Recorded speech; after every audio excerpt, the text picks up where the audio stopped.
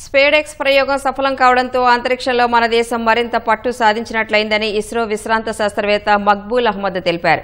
ఈ ఘనత సాధించి అమెరికా, రష్యా, చైనా సరసన భారత్ చేరిందని హర్షం వ్యక్తం చేశారు. భారత అంతరిక్ష కేంద్ర నిర్మాణానికి, చంద్రుడిపై ప్రయోగాలకు స్పేడెక్స్ ప్రక్రియ కీలకంగా ఉపయోగపడుతుందని మక్బూల్ అహ్మద్ తెలిపారు.